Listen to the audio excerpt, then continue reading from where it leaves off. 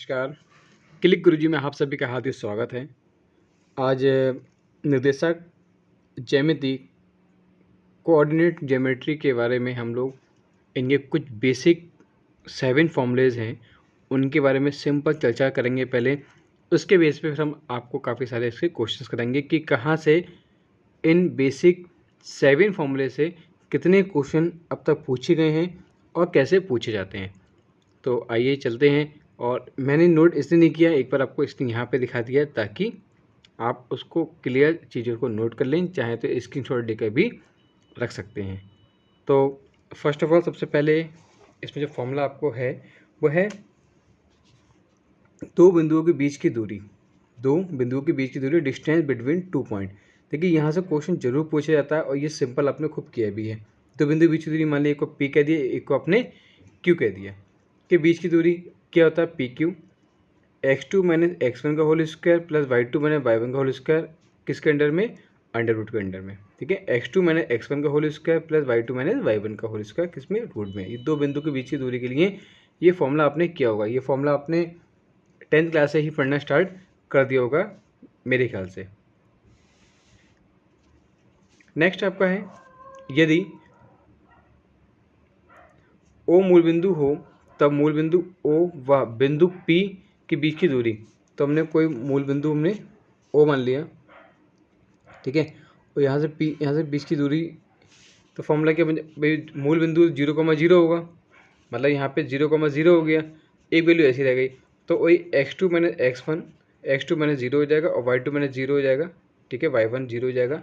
Finally क्या बचेगा हमारे पास, x square plus y square किसमें, रूट में। ये कब बात होगी, जब मूल बिंदु होगा। कब होगा बेटा, जब मूल बिंदु होगा। ठीक है, नेक्स्ट आपको देखा, दी गई आकृति चतुर्भुज में हो, तो ये जो 4 फॉर्मूले हैं ना, इनको आप थोड़ा सा एडिट याद कर लीजिएगा, क्योंकि एग्जाम्स में ऐसे पूछ लेते हैं कि इनमें से कौन सा नहीं है, तो जब आपको इनके बारे में, इनकी आकृति के बारे में, इनकी डिटेल्स के बारे में पता होगा, तभी आप उसका आंसर टिक सही से कर पाएंगे। और ये क्वेश्चन लास्ट ईयर भी पूछा गया था, उससे लास्ट ईयर पूछा गया था, और ये क्वेश्चन पूछे ही जाते हैं। ये मैंने आपको डायरेक्टली इसलिए दिखा दिया यहाँ पे, ताकि आपको ये दिक्कत ना आए कि क्वेश्चन पूछा कहाँ से जाता है। तो लिखा है, वर्ग होगी यदि आकृति की चारों भुजाएं व विकर्ण समान हो। थोड़ी सी लैंग्वेज को वो थोड़ा टिपिकल करने की कोशिश करते हैं, बट अगर आपको एक बार आ गया तो आप उसको टिक करके आ जाओगे आसानी से, अच्छे से। वर्ग होगी यदि आकृति की चारों भुजाएं व विकर्ण समान हो। ठीक है, नेक्स्ट है, समचतुर्भुज होगी यदि आकृति की चारों भुजाएं समान है। कुछ चीज़ें कॉमन दिखाई देंगी इसमें आपको। आयत होगा यदि सम्मुख भुजाएं और विकर्ण समान हो। ठीक है, सम्मुख भुजाएं और विकर्ण समान हो, जैसे ये ऐसे होगा ना, और ये दोनों भी समान होंगे। क्लियर। समांतर चतुर्भुज होगा यदि सम्मुख भुजाएं समान हो। तो ध्यान रखो, सभी चीज़ें समान होंगी तो वर्ग भी होगी, समचतुर्भुज भी होगी, आयत भी होगा और समांतर चतुर्भुज भी होगा। ठीक है, कब कब ये चारों भुजाएं समान, विकर्ण समान हो, आकृति की चारों भुजाएं समान हो, भुजाएं विकर्ण समान हो, और सम्मुख भुजाएं कैसी हो, उनकी समान हो। ये बात आपको ध्यान रखनी होगी, तभी आप उसको अच्छे से कर पाएंगे। Getting my point. ओके, सो थोड़ा और जूम कर दिया मैंने इसको। लिखा है, तीन बिंदु समरेख होंगे यदि दो बिंदुओं का जो युग्म है, जो पेयर है, का योग कैसे तीसरे युग के बराबर हो। तीन बिंदु समरेख होंगे, एक जैसे होंगे, यदि दो बिंदुओं का योग तीसरे योग के बराबर होगा। क्लियर। अब नेक्स्ट देखिए, ये पॉइंट है, ये टिक लगा रखे हैं, इसको ध्यान से एक बार देख लीजिएगा, क्योंकि ये बहुत इंपॉर्टेंट लाइंस होती हैं जो आपको मैंने बिल्कुल जूम करके दिखा रहा हूँ। नेक्स्ट दे रखा है बेटा, दे रखा है कि त्रिभुज के क्षेत्रफल, एरिया ऑफ ट्रायंगल, शीर्ष PQR वाले त्रिभुज का क्षेत्रफल। तो ये फॉर्मूला आपने पढ़ा ही होगा बेटा, हाफ x1, एक साइकिल होती थी ना पहले हमारे पास, जैसे साइकिल है हमारे पास, ये यहाँ 1 है, यहाँ 2 है, और यहाँ पे बेटा 3 है, आपने पढ़ा होगा। तो बोलते थे पहले हमने ऐसे लिख दो उसको, x बाहर ब्रैकेट के बाहर x लिखते ना, y x y लिख दिया हमने। ठीक है, अगर आपको याद करने का तरीका समझना है तो, वैसे तो छोटा सा फॉर्मूला वैसे ही याद कर लोगे आप लोग। क्या लिखते हैं, 1 2 3 1 2 3, फिर और 1 को छोड़ दो, एक बार 2 से स्टार्ट करो, 2 3 1 2 3 1, फिर 3 को छोड़ दो, फिर 3 1 2, फिर 3 1 2। ठीक है, एक साइकिल की फॉर्म में इसको कर लो, एक बार छोड़ दो उसको, अलग बार स्टेप बाई उसको लिखते रहेंगे। तो ऐसे लिखते हैं half x1 y2 minus y3 plus x2 y3 minus y1 plus x3 y1 minus y3। या फिर आप चाहो तो इस फॉर्मूले में इसमें कन्वर्ट कर सकते हो। कैसे करना है आपको, x1 x2 x3 y1 y2, क्योंकि यहाँ पे देखो x1 और y2 इससे अलग कोई वैल्यू हमारे पास है ही नहीं, और यहाँ पे लिखेंगे लोग 1 1 एंड 1। क्लियर, बस इतना सिंपल सा। आपको दोनों में से जो भी फॉर्मूले आपको याद रहे एग्जाम्स में आप उसको कर लीजिएगा। नेक्स्ट आपको दे रखा है 3 बिंदु P x1 y1 Q x2 y2 and ये भी समरेख। जब समरेख वाली कंडीशन होगी तो देखिए सेम वही कंडीशन होगी, कुछ चेंज नहीं है, बट क्या होगा, वो 0 के इक्वल होगा। किसके इक्वल होगा, 0 के इक्वल होगा, बस इतना ध्यान रखना है आपको। नेक्स्ट आप आते हैं, लिखा है P Q plus Q R equal to R P. देखिए यहाँ पे पी क्यू एक एंगल बना लिया, P Q and P R और आर पी। इसको मैं थोड़ा साफ साफ बना देता हूँ।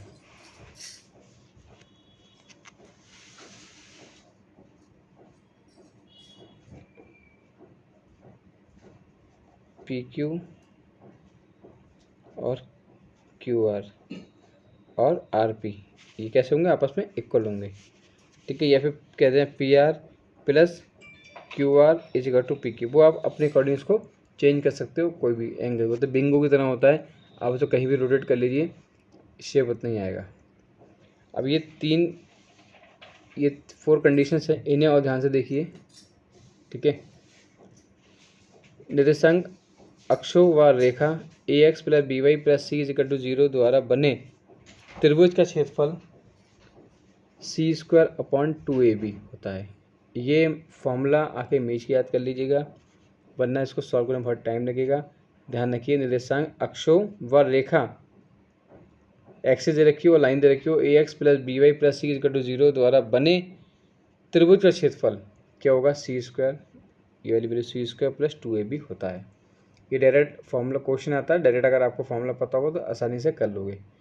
जिस त्रिभुज के शीर्षों की भुज या कोटि बराबर हों तो त्रिभुज का क्षेत्रफल 0 होता है हमेशा। ये बात ध्यान रखिएगा कि अगर उनकी भुज या कोटि उनकी पावर डिग्री अगर इक्वल वो बराबर है तो क्या होगा, उनका क्षेत्रफल क्या होता है, 0 होता है, 0 होता है।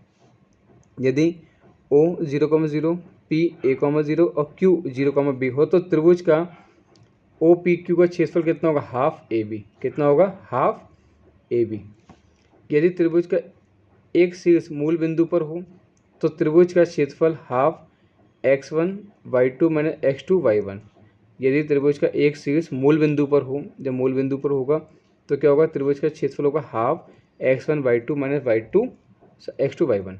क्लियर, ये कुछ चीज़ें हैं, ध्यान रखिएगा। अभी ये क्वेश्चन कराएंगे तो आपके लिए बहुत आसानी हो जाएगी। हम लोग क्वेश्चन करते चले हैं लेकिन इसको बेसिक करना बिल्कुल भूल जाते हैं, ट्रिक पे ध्यान रखते हैं। ट्रिक इसी में छिपी हुई है सभी। ये जो ट्रिक आप देख रहे हो ना, ये ट्रिक तो हैं, फॉर्मूले में ट्रिक होती हैं। फिर तरह का है सेक्शन फॉर्मूला, विभाजन सूत्र। एक होता है इंटरनल और एक होता है एक्सटर्नल। सेम फॉर्मूले होते हैं, कुछ उसमें नहीं होता है। इसमें जब बात होगी इंटरनल तो प्लस होगा और जब होगा एक्सटर्नल तो माइनस होगा। भाई m x2 plus n x1 m plus 1 m y2 plus n y1 upon. देखिए इसको तो आप आगे पीछे कर सकते हो बट इसको चेंज नहीं कर सकते, तो इसलिए कोशिश करो इसी के जैसे ही फॉर्मूले को याद रखिए ताकि वैल्यू ही सिर्फ साइन चेंज करना पड़े, बाकी कुछ चेंज ना करना पड़े। क्लियर, बस। बिंदु x1 y1 और x2 मिलाने वाली रेखा के बीच बिंदु निर्देशांक क्या होते हैं। जब किसी भी दो बिंदु के बीच की दूरी निकालते हो तो क्या बोलते हैं हम लोग, x1 प्लस x2 अपॉन 2, मतलब उन दोनों को जोड़ो, उनको आधा कर दो, दो वैल्यू को जोड़ो, उनको आधा कर दो, जब भी कहीं मध्य बिंदु निकाला था, मिडिल वैल्यू। और बिंदु x1 y1 x2 y मिलाने वाली रेखा को x अक्ष पे अगर पूछ लेते हैं, x अक्ष पे तो क्या करते हैं हम लोग, y माइनस का y1 अपॉन y2। x अक्ष की बात करेंगे तो क्या करेंगे, अब ये एक्स एक्स की बात कर रहे हैं तो y1 माइनस का y1 अपॉन y2, और अगर बात करते हैं वाई एक्स की बात तो माइनस का x1 अपॉन x2। ठीक है, ध्यान रखना है इन दोनों बातों को। क्लियर। फॉर्मूला में 6 पे आते हैं। ठीक है, लिखा है त्रिभुज का केंद्रक, सेंट्रॉइड ऑफ ट्रायंगल, त्रिभुज की मध्यिकाओं का प्रतिच्छेद बिंदु को त्रिभुज का केंद्रक कहते हैं। ये बात पता है आपको अच्छे से। त्रिभुज का केंद्र मध्यिका कितनी होती है, 2:1। पेपर में भाई कभी कभी ये भी पूछ लेते हैं कि इनका अनुपात कितना होता है, तो यहाँ लिख के दे देंगे 4:1, 3:1, तो पता होना कितना होता है, 2:1 में विभाजित करता है। यदि किसी त्रिभुज के शीर्षों के निर्देशांक पी क्यू आर दे रखे हो तो शीर्षों पे क्या होगा, केंद्रक। अब यहाँ 4 होते तो मतलब त्रिभुज तो 4 हो जाते, तो कितना हो जाएगा, x1 plus x2 plus x3 upon 3, y1 plus y2 plus y3 upon 3। Clear. बस इतना सा आपको फॉर्मूले आपको पता होने चाहिए। फॉर्मूले पता होंगे तब आंसर अच्छे से कर पाओगे। और ये नोट वाली चीज़ जरूर पढ़ लेगा भाई, नोट बहुत काम की होती हैं। त्रिभुज की भुजाओं के बीच बिंदुओं से बने त्रिभुज व त्रिभुज का केंद्रक कैसा होता है, उपनिष्ठ होता है। उपनिष्ठ मतलब होता है कॉमन। क्लियर, कैसे होते हैं ये, कॉमन पॉइंट होते हैं। एंड लास्ट फॉर्मूला इसका, त्रिभुज का अंतःकेंद्र इन सेंटर ऑफ ट्रायंगल। तो त्रिभुज का अंतःकेंद्र को समद्विबाहुज के प्रतिच्छेद बिंदु को त्रिभुज का अंतःकेंद्र कहते हैं। यदि किसी त्रिभुज में पी क्यू आर के शीर्ष निर्देशांक पी क्यू आर विभाजकों की लंबाई ए बी एंड सी हो तो पी क्यू आर का अंतःकेंद्र क्या होगा। देखो भाई, अंतःकेंद्र के लिए मैंने आपको फॉर्मूला बताया था, वही जो वैल्यू पहले पेश थी m(x1) वाली। तो बस यहाँ पे क्या है कि यहाँ पे त्रिभुज की बात चल रही है, तो a(x1) plus b x2 plus c x3 abc, वहाँ पे mn था, यहाँ पे abc है, और बस ये होगा। अब यहाँ पे इस पर दे नहीं रखा है कि इसमें सिर्फ जो है अंतर का पूछा गया, तो अंतर का ही पूछते हैं ज़्यादा इसमें। ठीक है, अंतर का पूछते हैं तो अंतर का लिखते हैं। अगर पूछते कि बाह्य का तो माइनस लगा देते, बाकी सब कुछ सेम रहता है। फिलहाल बाह्य का पूछते नहीं है, इसमें होता ही नहीं है, पूछेंगे कहाँ से। त्रिभुज का परिकेंद्र, सर्कमसेंटर ऑफ ट्रायंगल्स, त्रिभुज की भुजाओं के लंबद्वयों का प्रतिच्छेद बिंदु त्रिभुज का परिकेंद्र कहलाता है। क्या कहलाता है, परिकेंद्र कहलाता है। ये ध्यान रखिएगा, मतलब इसका सर्कमसेंटर कहलाता है। उनका पूछ लेते हैं ये लाइन कि यहाँ पे लंबद्वयों का प्रतिच्छेद करता है ये, और नोट देख लो भाई, नोट बहुत इंपॉर्टेंट है इसका। किसी समबाहु त्रिभुज का परिकेंद्र, अंतःकेंद्र, केंद्रक और लंब केंद्र एक ही बिंदु पर होता है। ये लाइन भाई बहुत इंपॉर्टेंट है, ध्यान रखिएगा।